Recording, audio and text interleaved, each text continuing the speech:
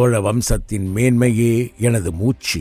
சோழ வம்சத்திற்காக எனது மகனை இழந்தேன். இப்போது மகளையும் எதிரிக்கு மணமுடித்துக் கொடுத்து நானும் அவனுக்கு சேனாதிபதியாகி விடுகிறேன் என்றவர் அமைதியாகி நீண்ட பெருமூச்சுக்குப் பிறகு, ஆனால் ஒன்று பிடர் தலையரே, என்னைப் போல எனது மகளை ஒப்புக்கொள்ள வைத்து விடலாம் என எண்ணி விடாதீர்கள். அவள் உள்ளே தான் இருக்கிறாள். நீங்களே சென்று பேசிக்கொள்ளுங்கள் என்றவாறே அங்கிருந்து எழுந்து கிளம்பிச் செல்லல் ஆனார்.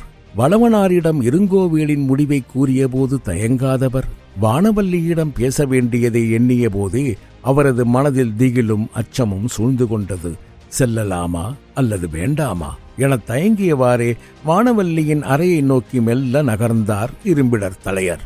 வானவல்லியின் அறைக்குள் சென்றார். அங்கு பத்திரை தேவி மற்றும் மரகதவல்லி சூழ வானவல்லி சோகமே வடிவாய் அமர்ந்திருந்தாள். விரல் வேலை எண்ணி வருந்திக் கொண்டிருப்பவளிடம் எப்படி இன்னொருவனை மணந்து கொள் என கூறுவேன் என தனக்குத்தானே கூறிக்கொண்டவர் மனம் வருந்தி திரும்பலானார்.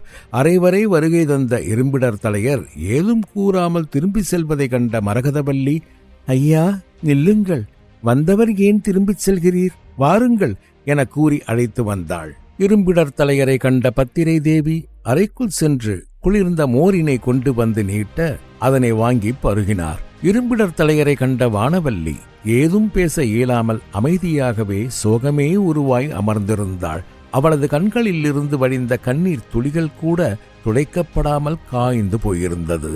வானவல்லியின் தோழிகள் இருவரிடமும், அம்மா, நான் வானவல்லியிடம் சற்று தனிமையில் பேச வேண்டும், சற்று வெளியே காத்திருக்கிறீர்களா என கூற பத்திரை தேவியும் மரகதவல்லியும் வெளியே செல்லலானார்கள்.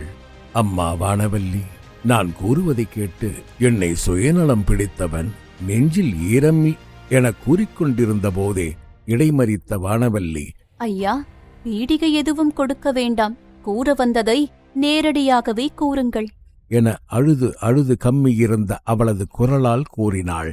அம்மா, சோழ தேசத்தின் எதிர்காலம் இப்பொழுது உனது கைகளில்தான் இருக்கிறது.